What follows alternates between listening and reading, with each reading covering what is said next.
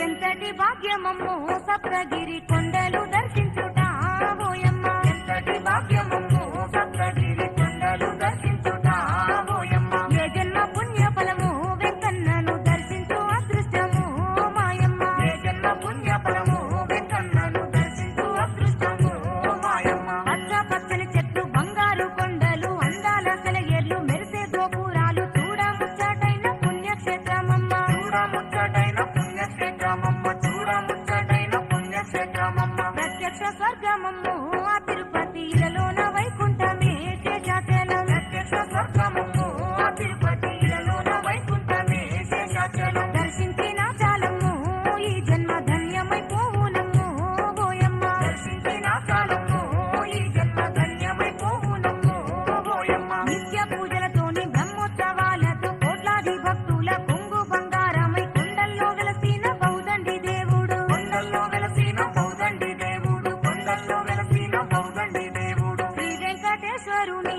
చరితము విన్న జన్మ ధన్యము ఓయమ్మలు శ్రీ వెంకటేశ్వరుని చరితము విన్న జన్మ ధన్యము ఓయమ్మలు శ్రీనివాసుని లీలలు ఓయమ్మ వేణుల విందోయమ్మ మాయమ్మలు శ్రీనివాసుని లీలలు ఓయమ్మ వేణుల విందోయమ్మ మాయమ్మలు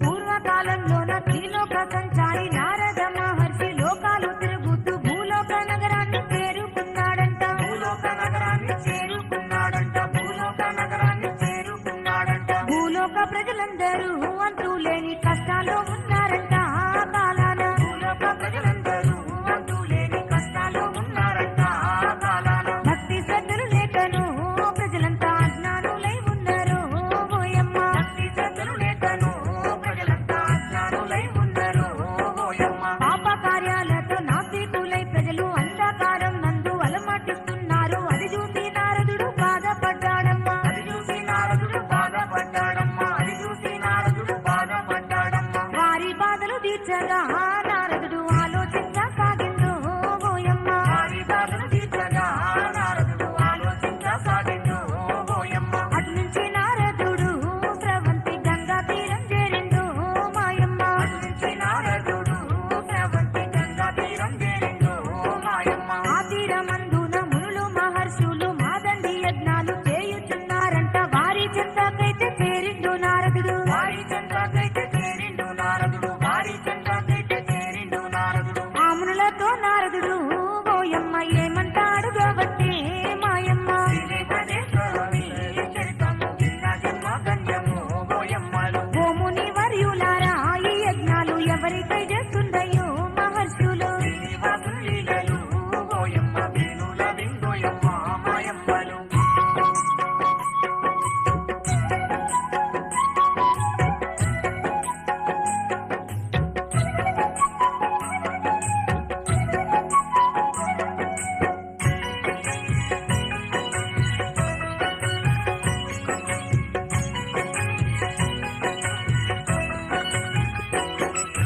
సృష్టిలయ స్థితి కారకులైనట్టి త్రిమూర్తుల్లో మీరు ఎవరి కోసమై యజ్ఞం చేస్తుందని అడిగిండు నారదుడు యజ్ఞం చేస్తుందని అడిగిండు నారదుడు యజ్ఞం చేస్తుందని అడిగిండు నారదుడు అది విని మహర్షులు ఓయమ్మ ఆలోచనలో మునిగిరు ఓయమ్మ అది విని మహర్షులు ఓయమ్మ ఆలోచనలో మునిగిరు ఓయమ్మ నారదుడు అడిగినట్టు నిజంగానే ఎవరికై చేస్తుంటేమి అనుకున్నారు నారదుడు అడిగినట్టు నిజంగానే ఎవరికై చేస్తుంటేమి అనుకున్నారు వాళ్ళ ఆలోచనలు గమనించి నారదుడు ఓ మహర్షులారా ముందుగా మీరైతే త్రిమూర్తుల్లో ఎవరు శ్రేష్ఠులో చూడండి త్రిమూర్తుల్లో ఎవరు శ్రేష్ఠులో చూడండి త్రిమూర్తుల్లో ఎవరు శ్రేష్ఠులో చూడండి సృష్టికారకులైనట్టి ఆ ముగ్గురిని పరీక్షించుమన్నాడు ఆ నారదుడు సృష్టికారకులైనట్టి ఆ ముగ్గురిని పరీక్షించుమన్నాడు ఆ నారదుడు నారాయణ నారాయణంటూ అక్కడి నుంచి వెళ్ళిపోయినాడమ్మో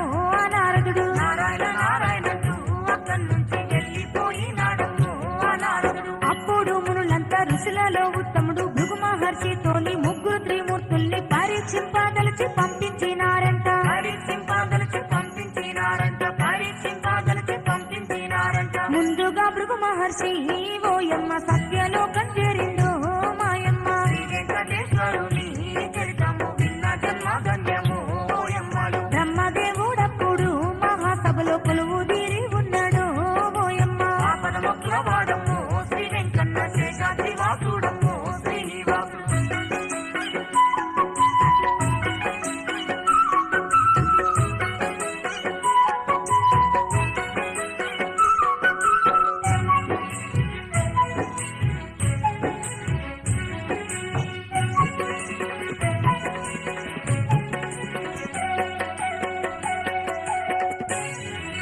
సరసరా భృగు సభలోకి వెళ్ళిండు. ఎవరి అనుమతి గాని తీసుకోకుండానే బ్రహ్మకెదురు ఆసనంలో కూర్చున్నాడు. బ్రహ్మకెదురు ఆసనంలో కూర్చున్నాడు. బ్రహ్మకెదురు ఆసనంలో కూర్చున్నాడు. అది చూసి బ్రహ్మనైతే కోపంతో కల్లెర్ర చేసిండమ్మో ఓయమ్మ. అది చూసి బ్రహ్మలైతే కోపంతో కళ్ళెర్ర చేసిండమ్ము ఓయమ్మ. మా సభ మర్యాదలు మంట గలిపి అవమానించి వన్నాడు ఆ భృగువును. మా సభ మర్యాదలు మంట కలిపి అవమానించి వందడు ఆ భృగువును. వెంటనే భృగువైతే మారు మాట్లాడాక సభ నుంచి బయటకు వెళ్ళిపోయిండమ్మా. ఆ నుంచి కైలాసం చేరుకున్నాడమ్మా. ఆ నుంచి కైలాసం చేరుకున్నాడమ్మా. ఆ నుంచి కైలాసం చేరుకున్నాడమ్మా. ఆ వెండి కొండ మీద శంకరుని మందిరం చేరిండమ్మో ఓయమ్మ. ఆ వెండి కొండ మీద శంకరుని మందిరం చేరిండమ్ము ఓయమ్మ. పార్వతీదేవితోని ఏకాంతంగా చెయ్యగారమందుండే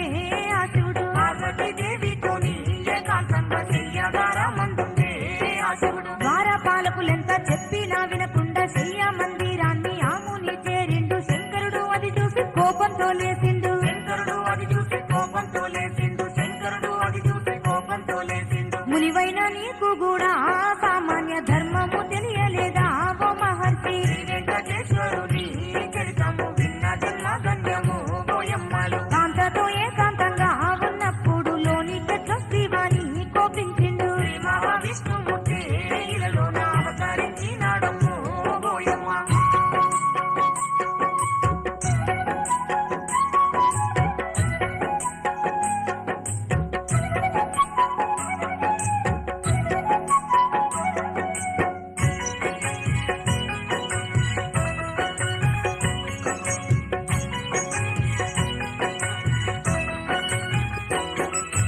వెంటనే ఆ ముని చిరునవ్వు నవ్వుతూ వెనుదిరిగి మెల్లంగా బయలుదేరినాడు. వైకుంఠపురముకు దారి పట్టినాడు. వైకుంఠపురముకు దారి పట్టినాడు. వైకుంఠపురముకు దారి పట్టినాడు. పరీక్షించదలిచింది ఇంకొక విష్ణువే ఉన్నాడయ్యో భోజనులారా. పరీక్షించదలిచింది ఇంకొక విష్ణువే ఉన్నాడయ్యో భోజనులారా. వైకుంఠపురమునైతే ఆ భృగువు చేరవచ్చినాడమ్మో ఓయమ్మలు. వైకుంఠపురమునైతే ఆ భృగు చేరవచ్చినాడమ్ము ఓయమ్మలు. మహర్షి వచ్చిన ఆ సమయమందున శేషతల్పం మీద పడుకున్న శ్రీహరి పాదాలు పడుతుంది శ్రీలక్ష్మీదేవి. పాదాలు పడుతుంది శ్రీలక్ష్మీదేవి. పాదాలు పడుతుంది శ్రీలక్ష్మీదేవి. ఒక్క బుదుటన వచ్చిందో మహర్షి శ్రీహరి ఎద మీద తన్ను దన్నిండమ్మ. ఒక్క వృద్ధున వచ్చిండు మహర్షి శ్రీహరి ఎద మీద తన్ను దన్నిండమ్మ. అది చూసి శ్రీ విష్ణువు ఓయమ్మ చిరునవ్వు నవ్విండమ్ము. అప్పుడు అది చూసి శ్రీ విష్ణువు ఓయమ్మ చిరునవ్వు నవ్విండమ్ము. అప్పుడు వెంటనే శ్రీహరి శేషతల్పం దిగి మహర్షి చెంతకు చేరవచ్చినాడు. భృగు మహర్షితో ఏమంట ఉన్నాడు. భృగు మహర్షితో ఏమంట ఉన్నాడు. భృగు మహర్షితో ఏమంట ఉన్నాడు. నీ పాదధూళి వల్ల ఓ మహర్షి పావనమై తిననే ఆ విష్ణువు. శ్రీ వెంకటేశ్వరుని చరితము విన్న జన్మ ధన్యము ఓయమ్మలు. మీరు వచ్చిన కార్యము ఓ మహర్షి గుర్తించి తినన్నాడు ఆ విష్ణువు. శ్రీనివాసుని లీలలు ఓయమ్మ వేణుల విందోయమ్మ మాయమ్మలు.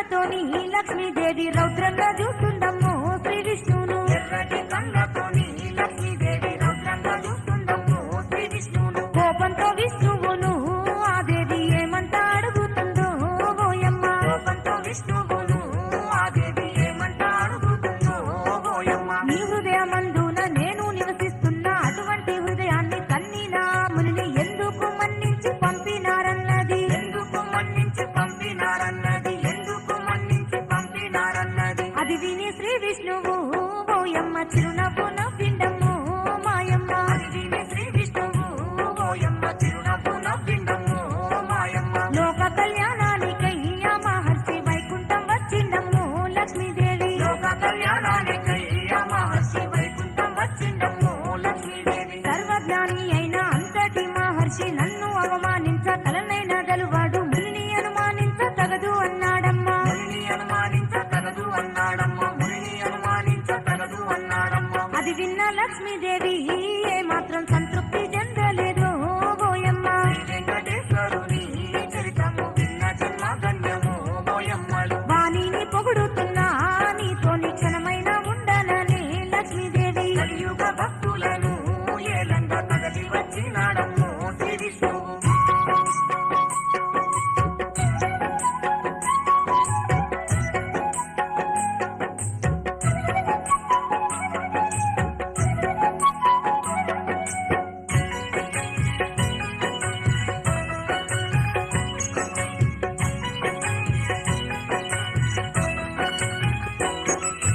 మనలను ఇద్దరిని వేరు చేసినట్టి వాణి బ్రాహ్మణ వంశం భూలోకమందున దరిద్రులవుదురని శాపం పెట్టిందమ్మా. దరిద్రులవుదురని శాపం పెట్టిందమ్మ, దరిద్రులవుదురని శాపం పెట్టిందమ్మ. వైకుంఠం విడిచిపెట్టి లక్ష్మీదేవి భూలోకం చేరిందమ్మో ఓయమ్మ. వైకుంఠం విడిచిపెట్టి లక్ష్మీదేవి భూలోకం చేరిందమ్ము ఓయమ్మ. కొండలు కోనలను దాటుకుంటూ గోదావరి తీరమును చేరవచ్చే. కొండలు కోనలను దాటుకుంటూ గోదావరి తీరమును చేరవచ్చే. కొల్లాపురము అను పుణ్యస్థలమును చేరి పర్ణశాలనైతే నిర్మించుకున్నది. అక్కడనే శ్రీలక్ష్మి తపస్సు చేయసాగే. అక్కన్నే శ్రీలక్ష్మి తపస్సు చేయసాగే, అక్కన్నే శ్రీలక్ష్మి తపస్సు చేయసాగే. రోజులు నెలలు దాటే ఓయమ్మ ఏళ్ళు గడవబట్టెను మాయమ్మ. రోజులు నెలలు దాటే ఓయమ్మ ఏళ్ళు గడవబట్టెను మాయమ్మ. లక్ష్మీదేవి దూరమై వైకుంఠాన దిగులు చెందుతున్నాడు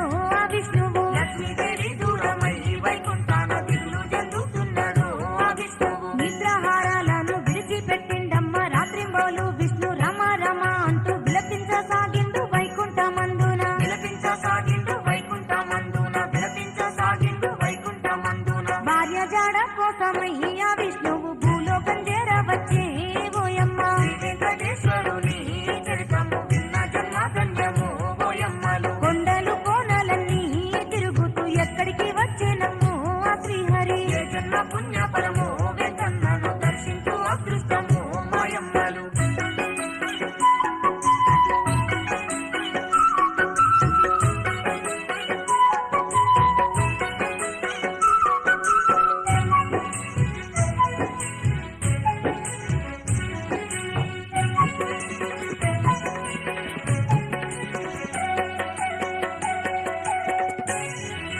పూర్వము మా దండి బలవంతులైనట్టి ఆదిశేషువును వాయుదేవులకు తమ బలాలను గూర్చి తగువ వచ్చిందంట. సమబాలాలను గూర్చి తగువు వచ్చిందంట, సమబాలాలను గూర్చి తగువు వచ్చిందంట. వారి బలమును తేల్చగా ఆనంద పర్వతాన్ని చూపురి వాళ్ళిద్దరు. వారి బలమును తేల్చగా ఆనంద పర్వతాన్ని చూపురి వాళ్ళిద్దరు. తమ తమ శక్తులతో ఆ కొండను కదిలించ చూసిండ్రమ్ము ఆనాడు. తమ తమ శక్తులతో ఆ కొండను కదిలించ చూసిండ్రమ్ము ఆనాడు. వారిద్దరి వల్ల ఆ కొండ కొంతిరిగి భూలోకమందున ఎగిరి పడ్డాదమ్మ. శేషాద్రిగా భూమి పైన వెలిసినాది. శేషాద్రిగా భూమి పైన వెలసినాది, శేషాద్రిగా భూమి పైన వెలసినాది. లక్ష్మికై తిరిగి తిరిగి ఆ శ్రీహరి శేషాద్రిని చేరిండు ఓయమ్మ. లక్ష్మికై తిరిగి తిరిగి ఆ శ్రీహరి శేషాద్రిని చేరిండు ఓయమ్మ. ఆయాసంతో తూలుతూ ఓ చెట్టు నీడకు వచ్చిండమ్ము ఆ శ్రీహరి. ఆయాసంతో తూలుతూ ఓ చెట్టు నీడకు వచ్చిండమ్ము ఆ శ్రీహరి. ఆ చెట్టు ప్రక్కనే పుట్ట కనిపించగా కొన్నాళ్ళు ఎవరికి కనిపించవద్దు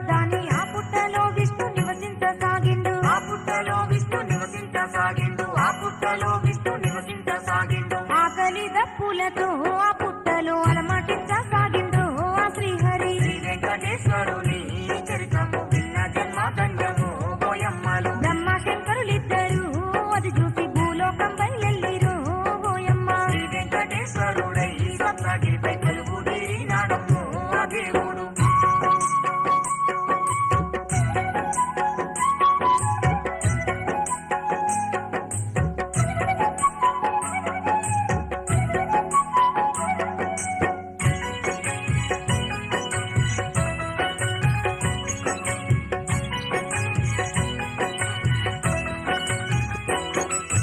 లక్ష్మీ తపస్సు చేసే కొల్లాపురము చేరి శ్రీలక్ష్మీదేవికి విష్ణు సంగతి చెప్పి అతనికై నీ ఒక్క కార్యం చెయ్యమనిది. అతనికై నీ ఒక్క కార్యం చెయ్యమనిది. అతనికై నీ ఒక్క కార్యం చెయ్యమనిది. ఇక్కడికి దగ్గరలో ఓ లక్ష్మి చంద్రగిరి రాజ్యముందు ఓ తల్లి. ఇక్కడికి దగ్గరలో ఓ లక్ష్మి చంద్రగిరి రాజ్యముందు ఓ తల్లి. చంద్రగిరిని పాలించే రారాజు చోళ రాజంతనము ఓ దేవి. చంద్రగిరిని పాలించే రారాజు చోళ రాజంతనము ఓ దేవి. గొల్లబామ వేషం నువ్వు దాచాలమ్మ ఆవులాగే వేషం మేం కట్టినంక మమ్మల్ని దోలుకుని చంద్రగిరికి వెళ్ళు. మమ్మల్ని గోలుకుని చంద్రగిరికి వెళ్ళు. మమ్మల్ని గోలుకుని చంద్రగిరికి వెళ్ళు. ఆ చోళ రాజుకైతే మా ఇద్దరిని అన్ని వేసి రావమ్ము ఓ దేవి. ఆ చూడరాజుకైతే మా ఇద్దరిని అన్ని వేసి రావమ్ము ఓ దేవి. ఆ రాజుకున్నాయమ్ము 60,000 ఆవుల మందనంతా ఓ లక్ష్మి. ఆ రాజుకున్నాయమ్ము 60,000 ఆవుల మందనంట ఓ లక్ష్మి. ఆ మందతో కలిసి మేమిద్దరం వెళ్ళి పుట్టలో ఉన్నట్టి నీ పతి దేవుని ఆకలి తీర్చగా పాలు పోసామనిది. ఆకలి తీర్చగా పాలు పోస్తామనిది. ఆకలి తీర్చగా పాలు పోస్తామనిది. ఆ మాట కప్పుకొని లక్ష్మీదేవి గొల్లబామగా మారిండు వెంటనే. శ్రీ వెంకటేశ్వరుని చరితము విన్న జన్మ ధన్యము ఓయమ్మలు. ఆవులాగే రూపంలో ఉన్నట్టి బ్రహ్మ శివుల తోలుకొని బయలుదేరే. ప్రత్యక్ష స్వర్గము ఆ తిరుపతి ఇలలోన వైకుంఠమే శేషాచలం.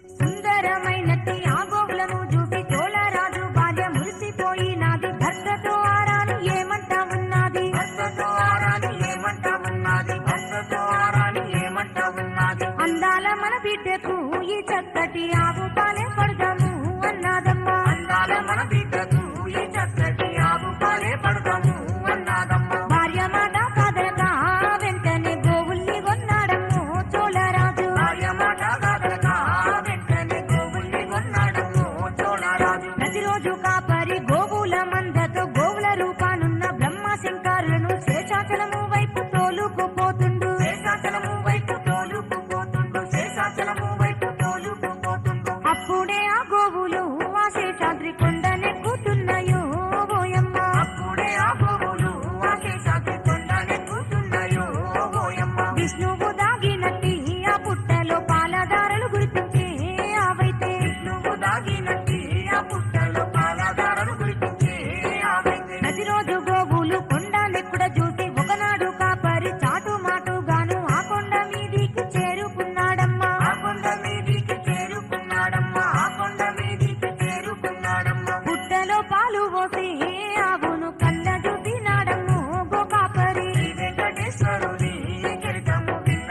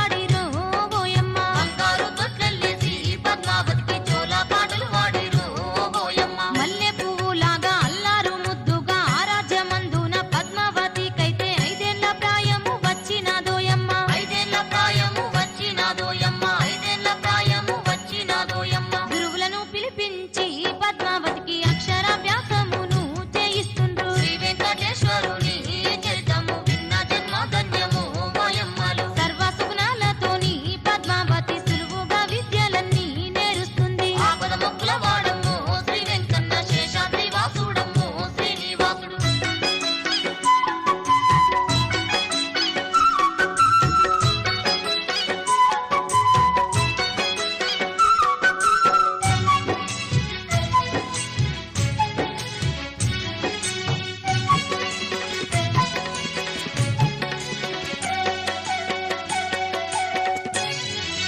కొన్నేళ్లు గడిచాక పద్మావతి దేవి యుక్త వయసులోకి అడుగు పెట్టిందమ్మా. ఆకాశరాజు ఏమనుకుంటుండు? ఆకాశరాజు ఏమనుకుంటుండు? ఆకాశరాజు ఏమనుకుంటుండు? పద్మావతికి తగినట్టి వరుణ్ణి వెతకాలని అనుకున్నాడు ఆ తండ్రి. పద్మావతికి తగినట్టి వారుణ్ణి వెతకాలని అనుకున్నాడు ఆ తండ్రి. బ్రాహ్మణులను పిలిపించి పద్మావతికి వరుణ్ణి వెతుకుండ్రాని పంపిండమ్మా. బ్రాహ్మణులను పిలిపించి పద్మావతికి వారుణ్ణి వెతుకుండ్రని పంపిండమ్మా. తగిన వరుణి కోసం బ్రాహ్మణోత్తములంతా తిరుగారాని ఊళ్ళు తిరుగుతున్నారమ్మా. రాజ్యాలు దేశాలు వెతుకుతున్నారమ్మా. రాజ్యాలు దేశాలు వెతుకుతున్నారమ్మా. రాజ్యాలు దేశాలు వెతుకుతున్నారమ్మా. పద్మావతి దేవికి తగిన జోడు ఎక్కడ దొరకలేదు ఓయమ్మ. పద్మావతి దేవికి తగిన జోడు ఎక్కడ దొరకలేదు ఓయమ్మ. 14 భువనాలలో పద్మావతికి వరుడు దొరకలేదమ్మో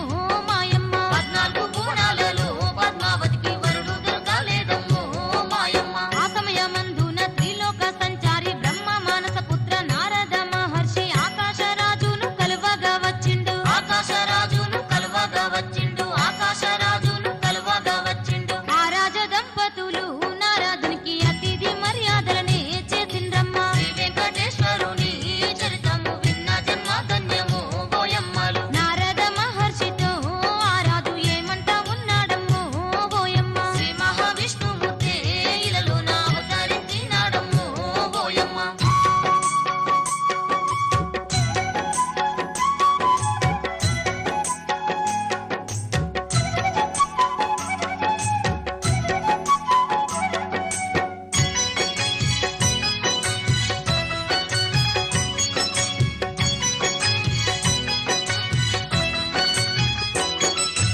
ఓ స్వామి నారద ఈ 3 లోకాలు ఎల్లప్పుడూ నీవు సంచరిస్తుంటావు. నీవు ఎరుగనిదంటూ జగమందు లేదయ్యా. నీవు ఎరగనిదంటూ జగమంతు లేదయ్యా. నీవు ఎరగనిదంటూ జగమంతు లేదయ్యా. నా బిడ్డ పద్మావతి ఈ దేవికి తగిన వరుడు ఎవ్వరో సెలవివ్వయ్యా. నా బిడ్డ పద్మావతి దేవికి తగిన వరుడు ఎవ్వరూ సెలవివ్వయ్యా. మేమెంత వెతికినను ఆ వరుడు దొరకలేదన్నాడమ్మో ఆ రాజు. మేమెంత వెతికినను ఆ వరుడు దొరకలేదన్నాడమ్మో ఆ రాజు. అది విని నారదుడు ఆకాశరాజా శ్రీలక్ష్మీదేవి అంశతో అలనాడు వేదవతి దేవి జన్మించినాదయ్యా. వేదవతి దేవి జన్మించినాదయ్యా. వేదవతి దేవి జన్మించినాదయ్యా. త్రేతాయుగము నందున శ్రీరాముడు వేదవతికి మాటిచ్చే ఓ రాజా. త్రేతాయుగము నందున శ్రీరాముడు వేదవతికి మాటిచ్చే ఓ రాజా. ఆనాటి వేదవతి నీ బిడ్డ పద్మావతి దేవనే ఆ నారదుడు. ఆనాటి వేదవతి నీ బిడ్డ పద్మావతి దేవనే ఆ నారదుడు. అందుకే వినవయ్యా ఆకాశరాజా అల్లుని కోసమై ఆలోచించబోకు. శ్రీ విష్ణువే నీకు అల్లుడవబోతుండు. శ్రీ విష్ణువే నీకు అల్లుడవబోతుండు. శ్రీ విష్ణువే నీకు అల్లుడవబోతుండు. నీ బిడ్డను పెండ్లాడి